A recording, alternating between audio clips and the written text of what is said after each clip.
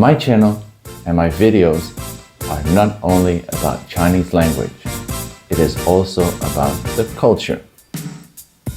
Because you cannot learn a language without also exploring the culture. And in this video, I want to address something that I have been pondering for quite a while. It is because I see a lot of videos on YouTube that also talk about Chinese language and Chinese culture. And some things about those videos are just baffling to me. Why? Well, stick around. Now this video is going to be a bit more about culture. Don't worry, you will also learn some Chinese along the way. In Chinese culture, and by that I mean the broader term Chinese culture, not just in China, but across the globe. In China, Taiwan, Singapore, Chinese communities in Europe, in the United States, wherever, there's one common thing that is very important, which is 礼貌. And 礼貌 can be translated as politeness. No matter what you do, what you say, you always have to be polite. You have to 有礼貌. In Chinese, you use the word 有 to have politeness. And in English, you would say to be polite. What is that to be polite? Well, in every culture, it's different. The 礼 in 礼貌 is more of an etiquette, a social standard, if you will. It's how you use your voice, how you greet people, how you address family members, how you sit at a table, how you use your chopsticks, how not to use your chopsticks. I think most people know about not to stick the chopsticks into the rice bowl. Okay, that's also not being polite. Then you are 没有礼貌. 没有礼貌 means to be impolite. So to 有礼貌 is very important. And you also have to understand the concept of 道德. 道德 can be translated as morals. You might know 道 as 知道. 道 is the way. This is the way. If you watch the Disney show The Mandalorian, you might be familiar with that. But indeed, that is the way things are done. Because having a strong moral center is very important in Chinese culture. So the 道德, the morals, are very important. They are taught when children are very, very young. They are taught to have 公德心. 公 is public, 德 is the morality, and 心 is the heart, which means they have moral standards to be a good person in society. It's also important that you know how to 做人, how to be a good human being. When somebody is not behaving according to those moral standards, that person is 缺德, or what he's doing is 缺德. 缺 is to lack something, and 德 is the morality. So he's lacking the morality. So that is important. 有礼貌, 有公德心, 有道德, and it's important to be 谦虚, to be modest. And you can also say 低调, which means to keep a low profile. So bragging and boasting is not socially accepted. And of course, there might be people now who think, well, I know this Chinese person who is very arrogant, or I know this Chinese person who's boasting all the time how good he is and how much he or she knows. Or you might have lived in China and Taiwan and you have met people like that. But they are the exception. People frown upon that kind of behavior. They won't specifically call people out on that behavior, but he will get some very dirty looks.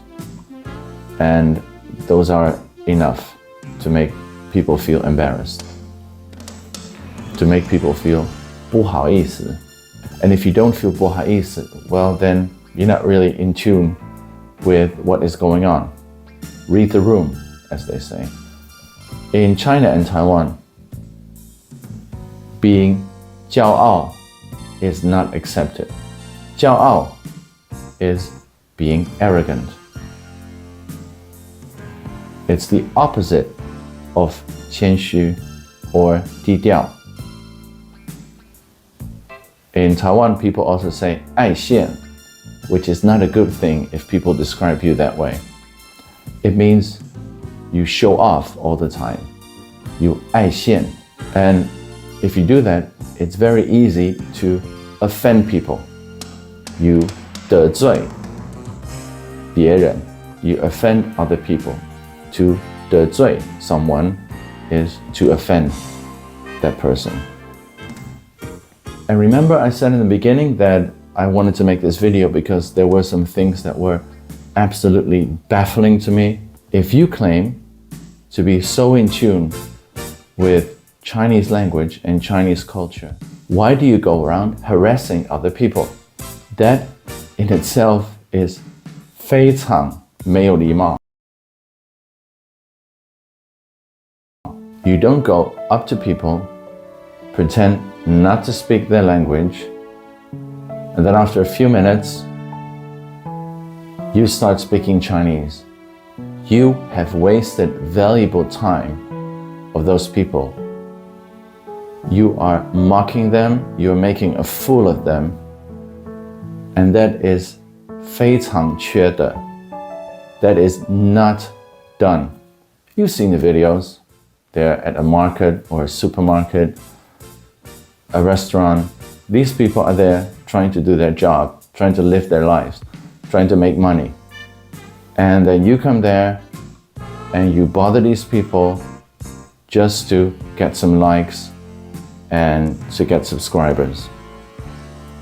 That is 非常没有礼貌. And if you understood anything about Chinese culture, you don't do that. That is a prime example of 爱现. Trust me, it is not difficult as a Westerner to speak Chinese and then get those reactions. If you say just a few words, if you say 你好, and it doesn't even have to be in a very good accent, you say 你好, people will say, whoa, your Chinese is very good. People will just compliment you. They'll be amazed. Because they like it when you try, when you speak their language. That is good. That is 礼貌. So even if your Chinese is not up to snuff, you will still get the same reaction. So to introduce yourself to people, whether it is in person or through the videos, and the first thing is saying how many accomplishments you've had and how great you are at this and at that. That is being 骄傲. And that is also not done in Chinese culture. Be 谦虚, be 低调.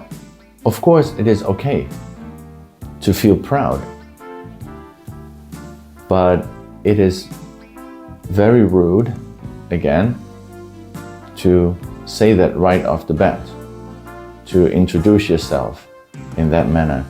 So if people claim to be in tune with Chinese culture, Chinese language, I find it very strange that they display behavior that tells the opposite. But hey, that's just my take. Me, I choose to make these videos to talk to you in a calmly manner about Chinese language, Chinese culture. Give you some tips on how to improve your Chinese, what books to read, how to write characters, some grammar pointers, things like that. I hope you enjoyed this video. If you have any more questions or remarks, leave them in the comments. I'll be happy to answer all of them. And also, thank you for liking this video and subscribing to the channel. I would really like this channel to grow, so more people can learn about the beauty of Chinese language and Chinese culture. For now, practice with what you've learned and 继续加油